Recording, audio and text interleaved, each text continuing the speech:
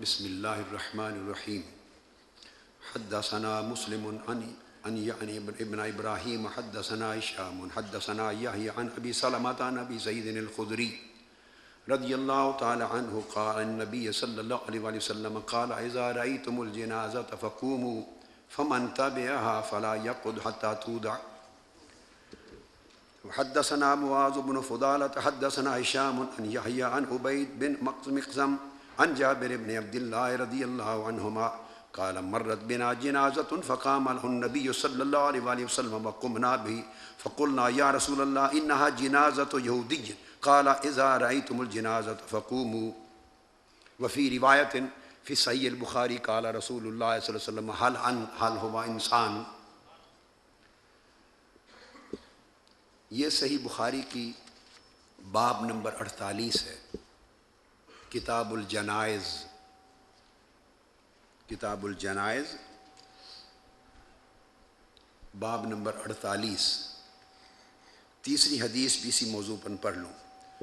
حدثنا آدم قال حدثنا شعبہ قال حدثنا عمرو بن مرہ قال سمعت عبد الرحمن بن ابی لیلى قال كان سهل بن حنيف وقيس بن سعد قائدين بالقادسية فمروا عليهم الجنازة فقاما فقيل لهما انها من اهل الارض اي من اهل الذمة فقال ان النبي مرت به جنازة فقام فقيل له انها جنازة يهودي فقال أليست نفسا او كما قال.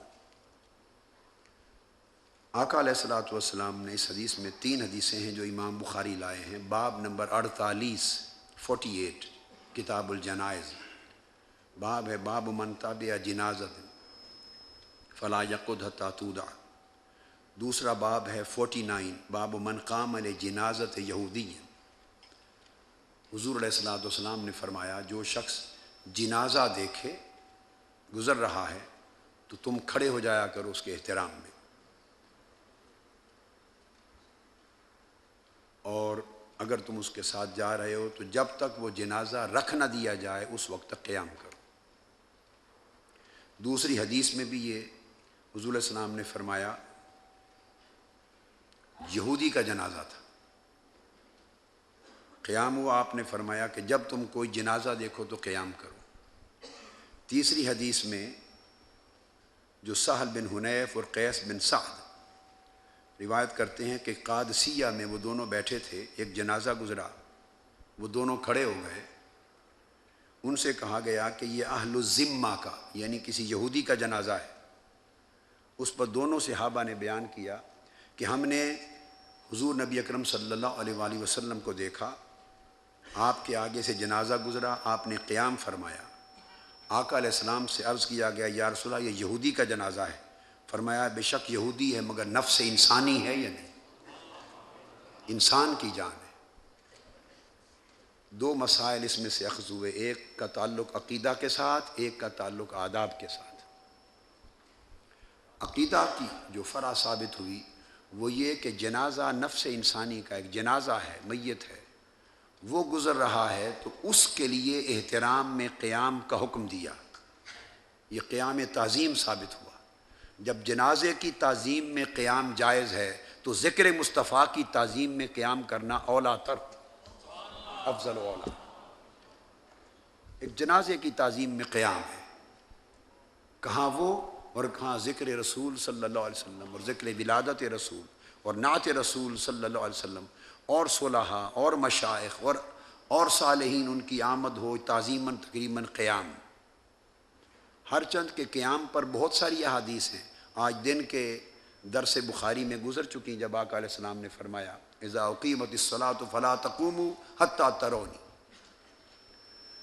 تو یہاں استدلال جنازہ کے احترام میں قیام سے کیا، قیام تعظیم کا. امام بخاری 1310 1311 1312 تینیں حدیثیں مسلسل اس باب میں لائے. اس کے بعد آگے امام بخاری ایک قول لائے ہیں، قال زکریا عن الشعبی عن ابن ابی لیلہ کان ابو مسعود وقیس یقومان للجنازہ. پھر چوتھا قول لائے ہیں کہ عبداللہ ابن مسعود اور حضرت قیس وہ بھی جنازہ دیکھ کر قیام کرتے تھے. تو بعض لوگوں کے ذہن میں جو قیام کے بارے میں غلط تصور ہے کہ قیام جائز نہیں، اور ان کے ہاں دلیل یہ تصور کی جاتی ہے کہ قیام کا مطلب ہے گویا عبادت۔ قیام تو یاد رکھ لیں، قیام ہمیشہ بغرض عبادت نہیں ہوتا، انما الاعمال بالنیات۔ کبھی قیام امداد ہوتا ہے، کسی کو مدد کرنے کے لیے قیام ہوتا ہے۔ اگر بنیت عبادت ہو تو پھر قیام عبادت ہے، اور غیر خدا کے لیے کبھی قیام عبادت کی غرض سے نہیں ہوتا۔ تو قیام تعظیم کے لیے ہوتا ہے، سنت ہے۔ کبھی قیام محبت کے لیے ہوتا ہے، سنت ہے۔ آقا علیہ السلام قباء سے مدینہ تشریف لے جا رہے ہیں، صحیح بخاری میں ہے آگے، محلہ بنی نجار سے گزرے، اور حدیث کے لفظ آتے ہیں کہ عورتیں اور بچے عرس سے واپس آ رہے تھے۔ اس سے عرس نہ ثابت کر لینا، شادی سے واپس آ رہے تھے۔ اور ایک اور روایت میں ہے، یہ صحیح بخاری میں ہے، اس کی شرح میں ایک اور حدیث میں آیا کہ آقا علیہ السلام کو دیکھ کر وہ پڑھنے لگے، نعتیہ کلام پڑھنے لگے، تو ان کو دیکھ کر آقا علیہ السلام نے قیام فرمایا، اور وفی روایت انہوں نے آقا علیہ السلام کی شان میں کچھ پڑھا، تو آقا نے پوچھا کہ ایسا کیوں کر رہے ہو؟ انہوں نے کہا آپ سے محبت ہے۔ فرمایا اس اللہ کی قسم جس کے قبضہ قدرت میں میری جان ہے، مجھے بھی تم سے محبت ہے۔ امام اسقلانی، امام عینی، امام کرمانی، ان تمام ائمہ حدیث اور شارحین نے لکھا کہ یہاں قیام فرحت تھا، یہ قیام مسرت تھا۔ تو کبھی خوشی کا قیام ہے، کبھی تعظیم کا قیام ہے، کبھی استقبال کا قیام ہے۔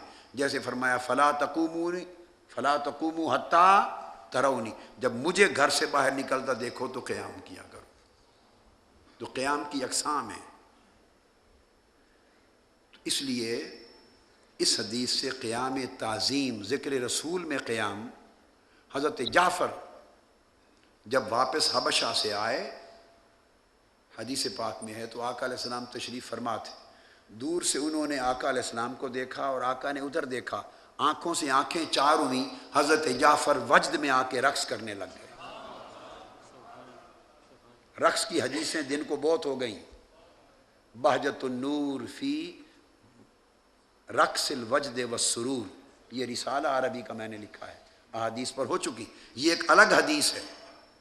جب حبشہ سے پلٹے تو آقا علیہ السلام سامنے تشریف فرما تھے، نگاہیں چار ہوئیں، جب دیکھا کہ حضور خوش ہو کے مجھے دیکھ رہے ہیں، اس کیف اور سرور میں رقص کرنے لگے، وجد میں آ گئے۔ آقا علیہ السلام نے اس کی محبت کو دیکھا تو قیام کیا، اٹھ کے کھڑے ہوئے اور جا کے ماتھا چوم لیا۔ محدثین نے لکھا یہ قیام محبت ہے۔ تو آقا علیہ السلام کے لیے جب ہم قیام کرتے ہیں، یہ گمان کرنا غلط ہے کہ معاذ اللہ کوئی یہ عقیدہ رکھتا ہے کہ اب ولادت ہوئی ہے۔ کوئی جاہل بھی نہیں سمجھ سکتا، ولادت 15 صدیاں قبل ہو چکی۔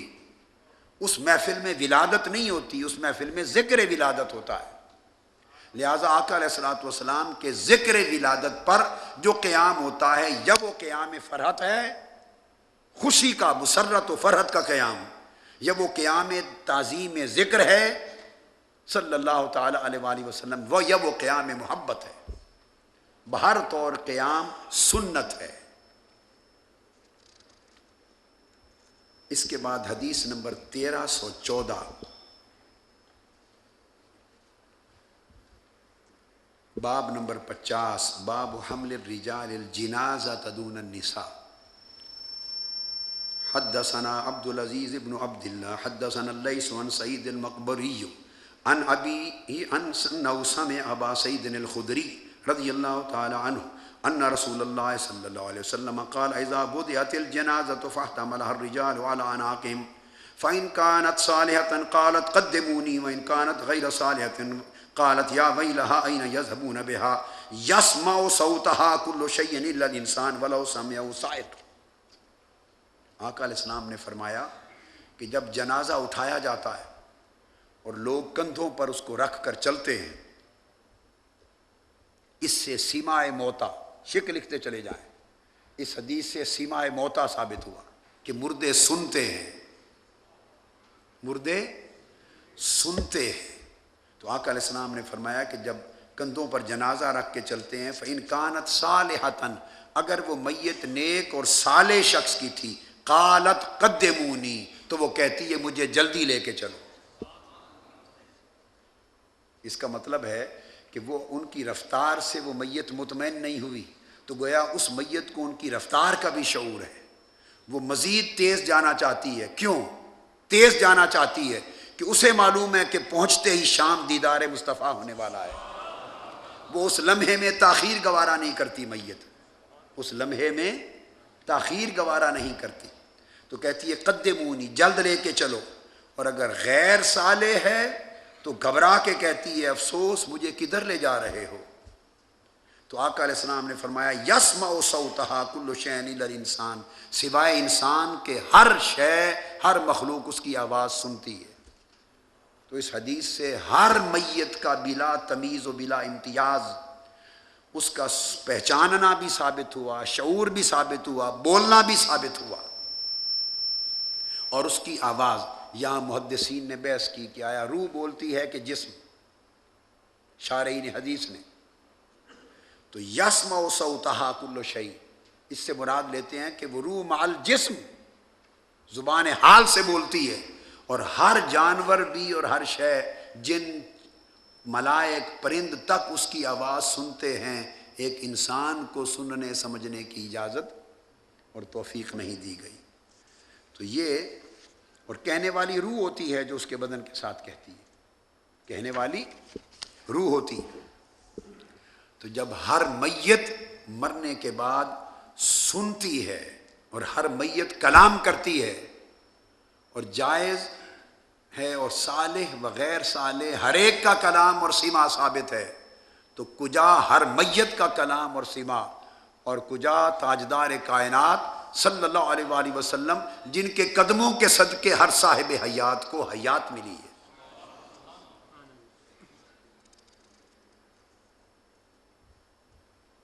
امام بخاری آگے 1315 پر بھی یہی حدیث لائے ہیں، باب السرعۃ بالجنازہ، یہی ثابت سیمائے موتا۔ اس سے پتہ چلا امام بخاری کا عقیدہ سیمائے موتا پر ہے۔ پھر امام بخاری 1316 نمبر حدیث پر بھی یہی باب لائے ہیں، باب قول المیت وہو علی الجنازۃ قدمونی، یہ باب ہے کہ میت بولتا ہے کہ جلد لے چلو۔ تو سماع موتا اور کلام موتا پر امام بخاری نے تمام ابواب قائم کیے۔ حدیث نمبر 1338، امام بخاری کا عقیدہ ہے، تصریح کر رہے ہیں بار بار۔ اب یہ باب نمبر 67 ہے، باب نمبر 67، 67، اور باب کا عنوان ترجمۃ الباب کیا ہے امام بخاری نے؟ باب المیت یسمع خفق النعال، یہ باب ہے کہ میت مڑتے ہوئے تمہارے جوتوں کی آہٹ بھی سنتا ہے، یہ باب ہے، میت جوتوں کی آہٹ بھی سنتا ہے۔ امام بخاری روایت کرتے ہیں حدثنا عیاش حدثنا عبد الاعلی حدثنا سعید وقال علی خلیفہ حدثنا ابن زرعی حدثنا سعید عن قتادہ عن انس رضی اللہ تعالی عنہ عن النبی صلی اللہ علیہ وآلہ وسلم قال العبد اذا وضع في قبره تولي وذهب اصحابه حتى انه ليسمع قرع نعالهم اتاه ملكان فاقعداه فيقولان له ما كنت تقول في هذا الرجل محمد صلی اللہ علیہ وسلم۔ یہ وہی حدیث جس کا ذکر پہلے کر چکا ہوں۔ ایک سوال، کیا؟ ہر ایک سے ایک سوال۔ آقا علیہ السلام کی حدیث امام بخاری نے حضرت انس سے روایت کی۔ آپ فرماتے ہیں کہ حضور علیہ السلام نے فرمایا کہ جب العبد، کوئی شخص جب فوت ہوتا ہے تو اس کو قبر میں رکھ دیا جاتا ہے، وَتُوُلِّيَ، اور پیچھے اس کو قبر میں رکھنے والے احباب مڑ جاتے ہیں، تولیہ مڑ جاتے ہیں، وَذَهَبَ أَصْحَابُهُ، اور وہ گھروں کو لوٹ جاتے ہیں، تو آقا علیہ السلام نے فرمایا حَتَّى إِنَّهُ لَيَسْمَعُ قَرْعَ نِعَالِهِمْ، وہ میت قبر میں پیچھے ہٹتے ہوئے لوگوں کے جوتوں کی آہٹ بھی سن رہا ہوتا ہے۔ ہر میت بلا تفریق و امتیاز اس کو سما لوٹا دیا جاتا ہے۔ کتنے تعجب کی بات ہے کہ احادیث صریح، احادیث صحیحہ تواتر کے ساتھ، کثرت طرق کے ساتھ، کثرت کے ساتھ احادیث اس بات پر دلالت کرتی ہیں کہ میت جوتوں کی آہٹ کی آواز بھی سنتا ہے۔ اس کے بعد سماع موتا یا آقا علیہ الصلوۃ والسلام کا یا اولیاء کا یا صالحین کا کہ وہ قبروں میں سنتے ہیں یا نہیں، اس بحث کو کرنا ایک عجیب تر بات محسوس ہوتی ہے۔ انبیاء اور اولیاء تو درکنار، ہر میت سنتا ہے، جوتوں کی آہٹ بھی سنتا ہے۔ اور پھر بعض احباب نے یہاں یہ کہا کہ اس وقت اس کو سما مل جاتا ہے، بعد میں پھر لے لی جاتی ہے۔ اس وقت ملنا اور بعد میں پھر لے لیا جانا، اس پر کوئی نص ثابت نہیں ہے، اور یہ بغیر مخصص کے کبھی تخصیص عام کی نہیں ہوتی۔ حدیث سے تو اتنا ثابت ہے کہ وہ سنتا ہے، مگر پھر سننے کے بعد اس کی سماع کو واپس لے لیا جائے، اس پر حدیث نہیں ہے۔ اور وہ جوتوں کی آواز سنتا ہے، پھر وہی حدیث، اس پر 2 فرشتے آتے ہیں، وہ اس کو بٹھا دیتے ہیں، فیقولان لہو، اور بٹھا کر اس سے براہ راست پوچھتے ہیں، ما کنت تقول فی ھذا الرجل محمد، اس ہستی محمد صلی اللہ علیہ وسلم کے بارے میں تو کیا کہا کرتا تھا؟ کب؟ جب کتابیں لکھتا تھا، جب وعظ کرتا تھا، جب خطاب کرتا تھا، مناظرے کرتا تھا، بیان کرتا تھا، تبلیغ کرتا تھا، اس وقت کی بات بتا، آج کی نہیں، آج تو سامنے ہے۔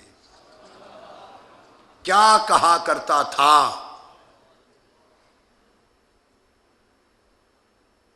تو آقا علیہ الصلوۃ والسلام کی معرفت، محبت و اتباع سے جس نے یہاں پیدا کر لی ہوگی، اسی کو توفیق معرفت وہاں نصیب ہوگی۔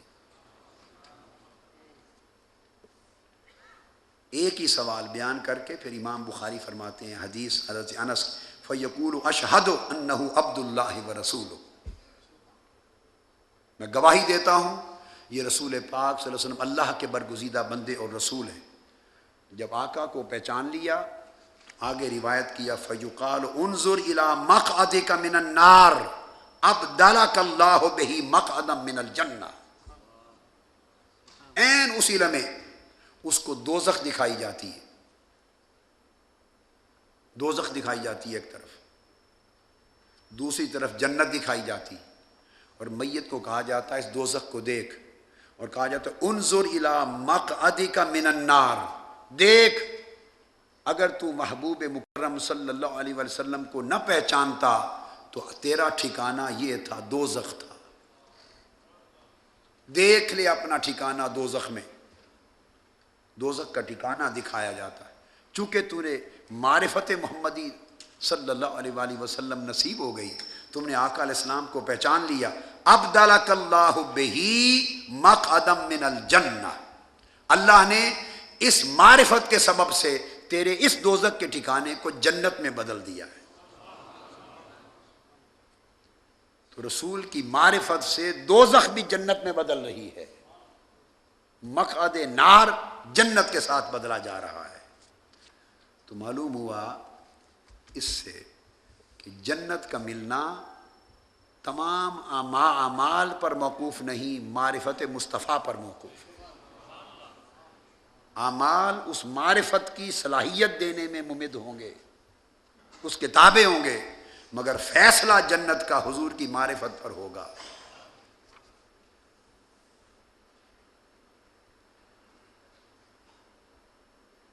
اس کے بعد آگے متصل 1339 نمبر اگلی ہی حدیث امام بخاری لائے ہیں، باب نمبر 68 حدثنا محمود حدثنا عبد الرزاق قال اخبرنا معمر عن ابن طاووس عن ابي هريره رضی اللہ تعالی عنہ قال ارسل ملک الموت الى موسى علیہ السلام فلما جاءه سكه فراجع الى ربه فقال ارسلتني الى عبد لا يريد الموت۔ یہ صحیح بخاری ہے۔ آقا علیہ السلام نے فرمایا، ابو ہریرہ رضی اللہ تعالیٰ عنہ راوی ہیں، فرمایا کہ موسیٰ علیہ السلام کی طرف ملک الموت کو بھیجا گیا، وہ روح قبض کرنے کے لیے آئے۔ چونکہ یہ سن چکے ہیں آپ کہ ہر نبی کو، میں نے احادیث بیان کر دی دن میں، ہر نبی کو وفات سے قبل اختیار دیا جاتا، التخییر بین الموت والحیات۔ ہم مرتے ہیں مجبوری کا، نبی کی وفات ہوتی ہے مختاری کی۔ نبی وفات کو اختیار فرماتے ہیں، یہ اللہ کا اذن ہے ان کو۔ اس لیے میں نے کہا تھا، یہ شک سمجھائی تھی کہ موت ہمیں تو فنا کرے تو بات سمجھ میں آ سکتی ہے کہ ہم مجبور ہیں موت کے سامنے۔ نبی کی حیات کو فنا کیسے کرے؟ نبی نے تو موت خود حاصل کی ہے، وہ نبی کے اختیار کے تابع ہے۔ ملک الموت موسیٰ علیہ السلام کے پاس گئے اور جا کر روح قبض کرنے کا ذکر کیا۔ موسیٰ علیہ السلام جلالی تھے، جس انداز سے ملک الموت نے بات کی موسیٰ علیہ السلام کو پسند نہیں آئی، موسیٰ علیہ السلام کو پسند نہیں آئی، ایک تھپڑ مارا اور ملک الموت کی آنکھ نکال دی۔ اس سے ایک بات جو عقیدے کے باب میں فرعی بات، فروع میں سے معلوم ہوئی کہ فرشتہ چونکہ انسانی صورت میں آیا تھا، یہ تمثل ارواح اور تجسد ارواح کی بات ہے، جسد کی شکل میں آئے تھے، جسمانی شکل میں۔ تو جب جسمانی شکل میں کوئی آئے، تجسد اور تمثل ہو، تو پھر اسی جسد کے احکام وارد ہوتے ہیں۔ اگر اپنی اصل حالت نور میں ہوتے تو نہ تھپڑ لگتا نہ آنکھ نکلتی، لیکن چونکہ جسمانی انسانی بشری پیکر کی شکل میں آئے تھے، لہٰذا اس وقت وہی احکام وارد ہوئے، آنکھ نکل گئی۔ اور یہاں ایک بات کہہ دوں، وہ ایک وجدانی بات ہے۔ موسیٰ علیہ السلام کو اس بات پہ لگتا ہے ناراضگی نہیں ہوئی ہوگی کہ مجھ سے یوں کیوں کہا ہے۔ ان کو معلوم تھا کہ میرے بعد نبی آخر الزمان بھی آ رہے ہیں، اگر بات کرنے کا ڈھب یہ ہے تو میں تو گوارا کر لوں گا، کہیں بارگاہ مصطفیٰ میں اس انداز سے بات نہ کر دینا۔ یہ تربیت کی تھی، تادیب کی تھی، اس بارگاہ میں ایسی بات نہ کر دینا۔ تھپڑ سے آنکھ نکال دی۔ اب جو نص حدیث ہے اس ایک جملے سے جو نکالنا چاہتا ہوں مسئلہ عقیدہ کا، تو ملک الموت واپس گئے اللہ کی بارگاہ میں، اور فقالا، وہ جو ملک الموت نے جملہ بولا بارگاہ الہی میں، وہ جملہ قابل توجہ ہے، جملہ ملک الموت کا ہے۔ روایت حضور علیہ الصلوۃ والسلام نے فرمایا اور تخریج امام بخاری نے کی۔ وہ جملہ کیا ہے؟ ملک الموت نے کہا، ارسلتنی الی عبد لا یرید الموت، اے اللہ تو نے مجھے ایک ایسے بندے کے پاس بھیجا ہے جو مرنا چاہتا ہی نہیں۔ یہ عقیدہ ہے ملک الموت کا کہ نبی چاہے تو مرے وفات پائے، چاہے تو واپس رد کر دے موت کو۔ لا یرید الموت، وہ مرنا چاہتا ہی نہیں۔ ثابت ہوا اختیار کا، موت اختیار میں۔ آگے پھر واقعہ اللہ پاک نے دوبارہ بھیجا اور آداب سکھائے کہ یوں جا کے بات کر۔ اس کے بعد اگلی حدیث 1344 باب الصلاۃ علی الشہید، باب نمبر 72، الصلاۃ علی الشہید۔ حدثنا عبد الله بن يوسف حدثنا الليث حدثني يزيد بن ابي حبيب عن ابي الخير عن عقبة بن عامر ان النبي صلى الله عليه وسلم خرج يوما فصلى على اهل احد صلاته على الميت ثم انصرف الى المنبر فقال اني فرط لكم وانا شهيد عليكم واني والله لا انظر الى حوضي الان وإني أوتيت مفاتيح خزائن الأرض أو مفاتيح الأرض وإني والله ما أخاف عليكم أن تشركوا بعدي ولكن أخاف عليكم أن تنافسوا فيها۔ عقبہ بن عامر رضی اللہ تعالیٰ عنہ روایت کرتے ہیں کہ آقا علیہ السلام وصال سے آخری سال تھا، ہمیں ساتھ لیا اور احد کے شہداء کے مزارات پر گئے۔ اور یہ ویسے بتا رہا ہوں، آپ کے شارحین حدیث نے الگ تحقیق لکھا ہے کہ یہ حضور کے وصال سے قبل کا واقعہ ہے، چونکہ آگے حدیث یہ بخاری میں دوبارہ آئی ہے، صحیح مسلم میں بھی ہے، اور راوی کہتے ہیں کہ اس ممبر پہ خطاب کرتے ہوئے آخری منظر تھا جو ہم نے حضور کو دیکھا صلی اللہ علیہ وآلہ وسلم۔ اور آگے حدیث میں یہ کلمات بھی آئے ہیں کہ ایسا حضور نے صلاۃ پڑھی جیسے الوداع کرنے والا پڑھتا ہے۔ تو اس پہ محدثین نے کہا کہ آخری سال کا واقعہ ہے، گویا 8 سال گزر گئے تھے شہدائے بدر، شہدائے احد کو۔ اب جو بات سمجھنے والی وہ یہ کہ آقا علیہ السلام نے تمام صحابہ کو ساتھ لیا اور ایک پورا اجتماع شہدائے احد کی زیارت کے لیے گیا۔ سو اجتماعی طور پر مزارات کی زیارت کو جانا سنت رسول ہے۔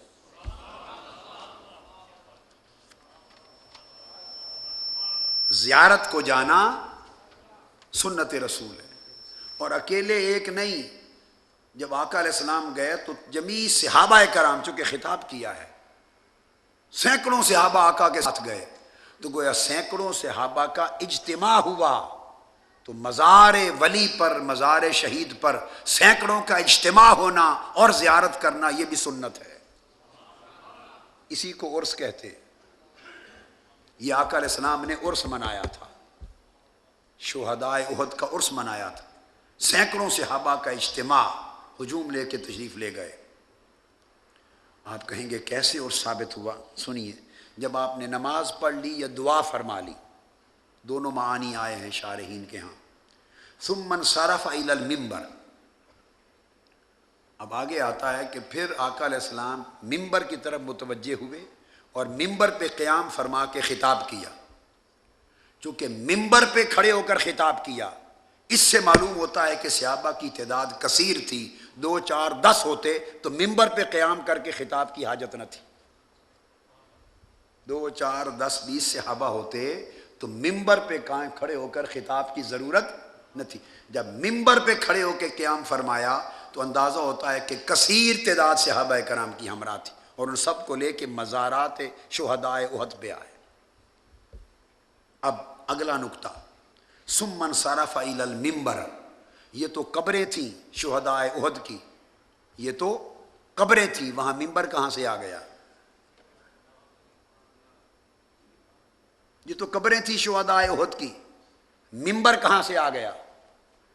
معلوم ہوتا ہے کہ منبر لے کر گئے تھے یا منگوایا گیا تھا۔ تو جاتے ہوئے یہ ارادہ تھا کہ صرف زیارت ہی نہیں ہوگی، خطاب ہوگا، مزار کی زیارت ہو، سینکڑوں کا اجتماع ہو، منبر لگے اور منبر پر خطاب ہو، یہ اجزاء مل جائیں تو اس کو عرس کا نام دیا جاتا ہے۔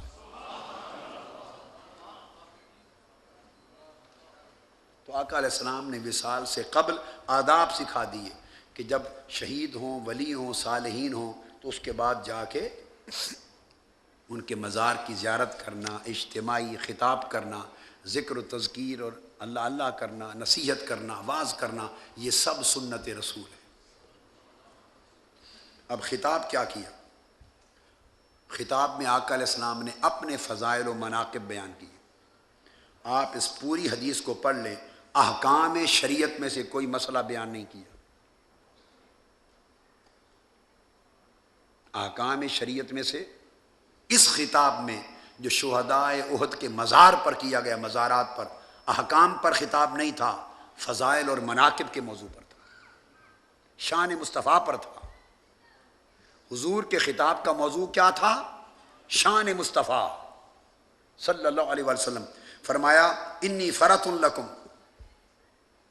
لوگوں میں تم سے پہلے جا رہا ہوں تاکہ آگے تمہاری بخشش کا انتظام کروں، تمہارا استقبال کروں گا اور جوڑ رکھوں گا، تمہاری بخشش کا سامان کرنے جا رہا ہوں۔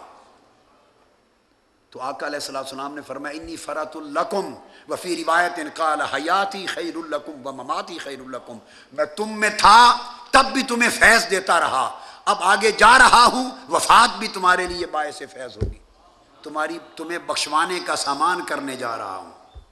شان مصطفیٰ بیان کی۔ وانا شہید علیکم، حدیث کے ایک ایک جملے کو، ایک ایک لفظ کو دوسرے کے ساتھ ربط بین الالفاظ کے تحت حدیث کو پڑھیں۔ پہلا جزیہ فرمایا انی فرۃ لکم، اشارہ وفات کا دیا اور آخرت میں صحابہ کرام اور امت کی شفاعت کا دیا کہ جا رہا ہوں تمہاری شفاعت کا بندوبست کرنے، وفات ہو گئی۔ اب اس کے بعد فرمایا وانا شہید علیکم، اور یہ نہ سمجھنا کہ میں رخصت ہو گیا، نہیں، پھر بھی تمہیں دیکھتا رہوں گا، تمہارے اوپر گواہ رہوں گا، نگہبان رہوں گا۔ اب فرۃ لکم اور شہید علیکم کے درمیان ایک معنوی ربط ہے۔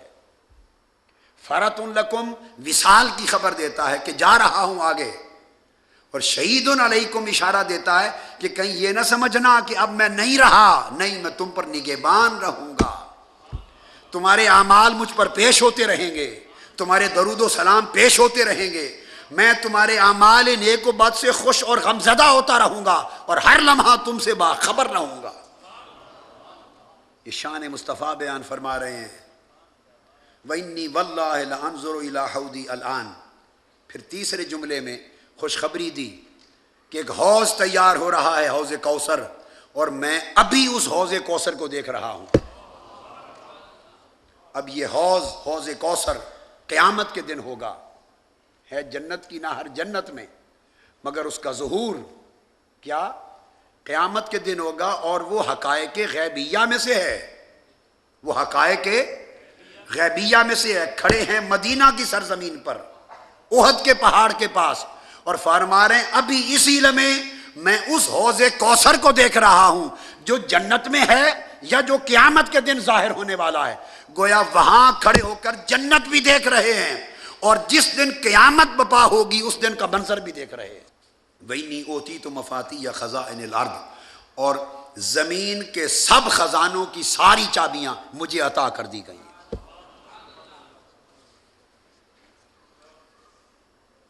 مفاتیح جمع منتہی الجموع ہے، مفاعیل کے وزن پر، اور مفاتیح و خزائن یہ مضاف مضاف الیہ ہے۔ جب مضاف بھی جمع ہو اور مضاف الیہ بھی جمع ہو، اور مضاف پھر جمع منتہی الجموع ہو، تو اضافت جمع کی جمع پر ہو تو استغراق کے کلی کا فائدہ دیتا ہے، کلیت پہ دلالت کرتا ہے۔ تو بتا رہے ہیں کہ اوتی تو مفاتیح خزائن الارض، جتنی قسموں کے خزانے ہیں، جتنی قسموں کے خزانے ہیں، اور ان کی جتنی چابیاں ہیں رب نے مجھے عطا۔ تو خزانوں کے مالک بھی حضور اور چابیوں کے مالک بھی حضور۔ وہاں اللہ پاک نے قرآن مجید میں فرمایا عندہ مفاتیح الغیب، چابیاں میرے پاس ہیں غیب کی، اور چابی اس لیے ہوتی ہے کہ جس جس کو کھول کے دینا ہو دیا جائے۔ غیروں کے لیے تالا ہوتا ہے، اپنوں کے لیے چابیاں ہوتی ہیں۔ تو آقا نے بھی امت کو اشارہ فرمایا کہ زمین کے کل خزانوں کی چابیاں مجھے دے دی ہیں، انما انا قاسم، تم میرے قدموں سے جڑ جاؤ، جس کو طلب ہوگی، صدق کا تعلق ہوگا، اس کو خزانوں سے بھر دوں گا۔ او مفاتیح الارض، یا زمین کی چابیاں دے دی گئیں، اور اس میں مستقبل میں فتوحات اسلام کا بھی اشارہ ہے، اور اس میں یہ جو تیل نکلے آقا علیہ السلام نے عرب کی سرزمین کے تیل کا اشارہ بھی ہے۔ اگر آپ کہیں کہ ایسی بات کا دی، امام ابن حجر اسقلانی کو اٹھا کے دیکھیے، وہ بھی لکھتے ہیں تیل کا اشارہ ہے۔ کل خزانے، معدنیات، جو کچھ زمین سے نکلا آقا علیہ السلام نے 1400 سال قبل بیان فرما دیا۔ معدنیات جو کچھ نکلی فرمایا مجھے دے دی گئی ہیں، اور اب اس کے بعد جس جس وقت میں جو ظاہر ہوگا اور جو کھائے گا اس میں سے وہ میرے قدموں کا صدقہ کھائے گا۔ مانے یا نہ مانے الگ بات ہے، مگر کھائے گا ہر کوئی مصطفیٰ کے قدموں کا صدقہ۔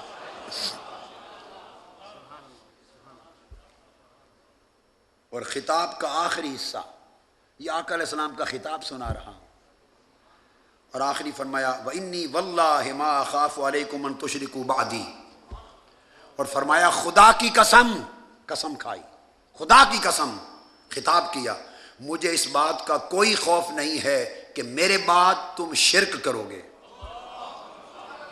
حضور کی امت کو مشرک قرار دینے والے غور کریں، حضور کی امت پر شرک کا اتہام تہمت لگانے والے غور کریں۔ میرے آقا نے قسم کھائی کہ مجھے اس بات کا خوف نہیں کہ تم میرے بعد شرک کرو گے۔ وَلَٰكِنْ أَخَافُ عَلَيْكُمْ أَن تَنَافَسُوا فِيهَا، بلکہ اس بات کا خوف ہے کہ تم دنیا طلبی اور دنیا کی غراض میں پھنس جاؤ گے، اور آگے فرمایا ہلاکت میں چلے جاؤ گے دنیا کی وجہ سے۔ یہاں ایک جزئیہ سمجھنے والا ہے۔ بعض احباب یہ کہہ سکتے ہیں کہ یہ اشارہ کہ مجھے اس بات کا کوئی خوف نہیں کہ تم میرے بعد شرک کرو گے، اس کا اشارہ صرف صحابہ کرام کی طرف ہے، وہ مستثنا اور مبرہ تھے، اور ہمیں مبرہ نہیں کیا کہ امت شرک میں مبتلا ہوگی۔ ایک لمحے کے لیے اس سوال کو میں قبول کرتا ہوں، اب اس کا جواب سنیں۔ جملہ ایک ہے، فرمایا واللہ ما اخاف علیکم ان تشرکوا بعدی ولکن اخاف علیکم ان تنافسوا فیہا، لیکن آیا ہے، لہذا دونوں جز ایک ہی جملے میں ہوں گے۔ مجھے اس بات کا کوئی خوف نہیں ہے کہ میرے بعد تم شرک کرو گے، بلکہ یہ خوف ہے کہ دنیا پرستی کرو گے۔ جملہ یہ پورا ایک ہے، بات کو سمجھیں۔ اب اسے صرف صحابہ کے دور تک محدود کرنے والے غور کریں، اگر صحابہ کے ساتھ خاص کرنا ہے تو عدم شرک کا خوف نہ ہونا صرف یہ جزیہ خاص نہیں ہوگا صحابہ سے، دنیا پرستی کا الزام بھی ان کے ساتھ خاص ہوگا، کیونکہ آقا نے دو باتیں کہیں، یہ خوف نہیں کہ تم شرک میں مبتلا ہو جاؤ گے، بلکہ یہ ہے کہ دنیا پرستی کرو گے۔ دو امکان ہو سکتے ہیں، یا یہ جمیع امت کے لیے فرمایا ہو یا صرف صحابہ کرام کے لیے۔ اگر جمیع امت کے لیے ہے تو تب بھی دونوں جز ہیں، کامل جملہ۔ اگر صرف صحابہ کے لیے ہے تو تب بھی دونوں جز کامل جملہ، چونکہ ولیکن کے بغیر جملہ مکمل نہیں ہوتا، کامل جملہ ہے۔ آؤ اب اطلاق کر کے دیکھیں، اگر صحابہ کرام کے لیے خاص کر دیں، ایک لمحہ یہ بات مان لیں، تو اس کا معنی یہ ہوگا کہ اے میرے صحابہ، مجھے یہ تو خوف نہیں کہ تم شرک کرو گے، مگر یہ خوف ہے کہ سب دنیا دار بن جاؤ گے۔ آقا علیہ السلام یہ فرما رہے ہیں کہ میں نے شرک کو جڑوں سے اتنا کاٹ کر ختم کر دیا ہے کہ میں اب دنیا سے ظاہراً رخصت ہو رہا ہوں، مگر قیامت کے دن تک میری امت من حیث المجموع اب مشرک کبھی نہیں بنے گی۔ اور خطرہ اگر ہے تو یہ کہ امت دنیا پرستی میں مبتلا ہوگی۔ ہم دنیا پرستی میں مبتلا ہیں، تو جز اول بھی حق ہوا اور جز ثانی بھی حق ہوا۔ ہم دنیا پرستی میں تنافسوا فیہا، سچا ہے کہ نہیں امت پر؟ تو جب جز ثانی حق ہے تو کہو کہ جز اول بھی حق ہے۔ یہ نہیں ہو سکتا کہ ایک جز لے لیا ایک چھوڑ دیا۔ تو فرمایا دنیا پرستی کرو گے، امت مبتلا ہوئی اور اسی کی ہلاکت بھگت رہی ہے، مگر بطور مجموعی امت مشرک نہیں ہوگی۔ آقا نے ضمانت دے دی، سو امت کے سواد اعظم کو مشرک کہنا یا ان کے عقیدہ کو شرک تصور کرنا، یہ سواد اعظم پر اعتراض نہیں، مصطفیٰ کی قسم کو رد کرنا ہے معاذ اللہ صلی اللہ علیہ وسلم۔ آپ نے فرمایا واللہ انی ما اخاف، مبارک ہو کہ شرک کے اتہام کو آقا علیہ السلام نے آپ سے رد کر دیا، دفع فرما دیا۔ لہٰذا احتیاط کرنی چاہیے امت کو مشرک قرار دینے سے۔ کتاب الزکوٰۃ باب 49، باب قول اللہ تعالیٰ وفی الرقاب والغارمین فی سبیل اللہ، یہ باب ہے۔ اس کی حدیث 1478، اس میں ایک بیان آ رہا ہے وما ینقب ابن جمیل، پورا ایک بیان آ رہا ہے، جملہ ہے تو الفاظ ہیں فقال النبی صلی اللہ علیہ وسلم ما ینقم ابن جمیل الا انہ کان فقیرا، ایک شخص کی بات کی ابن جمیل، کہا کہ وہ فقیر تھا۔ آقا علیہ السلام نے فرمایا، حضور علیہ السلام نے فرمایا وہ فقیر تھا، محتاج تھا، فاغناہ اللہ ورسولہ، حضور نے خود فرمایا اس کو اللہ اور اس کے رسول نے غنی کر دیا۔ یہ امام بخاری کا عقیدہ اور آقا کا فرمان، ورنہ جوڑ بنتا تھا فرما دیتے فاغناہ اللہ، معنی پورا ہو جائے، اللہ نے اس کو غنی کر دیا، اللہ نے اسے غنی کر دیا۔ مگر رسول اکرم صلی اللہ علیہ وآلہ وسلم کا ہر کلمہ امت کے لیے عقیدہ اور ایمان کا درجہ رکھتا ہے، لہٰذا آپ چھپاتے نہیں ہیں کوئی بات۔ تو فرمایا فاغناہ اللہ ورسولہ، اس فقیر کو اللہ اور اللہ کے رسول نے غنی فرما دیا۔ تو ثابت ہوا کہ یوں کہنا کہ اللہ اور اللہ کے رسول نے غنی کر دیا، اللہ اور اللہ کے رسول کا کرم ہے، اللہ اور اللہ کے رسول کا فضل ہے، اللہ اور اللہ کے رسول کی عنایت ہے، اللہ اور اللہ کے رسول کی مہربانی ہے، اللہ اور اللہ کا رسول جانتا ہے، یہ سارے کلمات میں اللہ اور اللہ کے رسول کو دونوں کو جمع کرنا سنت الہی اور سنت رسول ہے۔ لوگ کہتے ہیں یہ شرک ہے، نہ جوڑا کرو، ملاتے کیوں ہو؟ ہم کون ہیں ملانے والے؟ بھئی خود خدا نے ملایا اور خود مصطفیٰ نے ملایا، طریقہ یہ سکھایا ہے اللہ نے بھی اور حضور نے بھی کہ اللہ اور رسول کو جوڑ کے کہا کرو صلی اللہ علیہ وآلہ وسلم۔ اب آگے باب ہے باب الاستعفاف عن المسئلہ۔ اب ایک مضمون چلا آ رہا ہے اس پورے ابواب میں ترتیب کے ساتھ، مانگنے کا۔ یہ ایک بڑا ریلیونس ہے، اس پہ بات کو غور کریں۔ تسلسل سے کئی باب چلے آ رہے ہیں اور ہر باب کا جو مضمون ہے اور اس میں وارد ہونے والی جو حدیث الباب ہے، اس کے اندر جو کچھ بیان ہے اس کا مطلب محتاج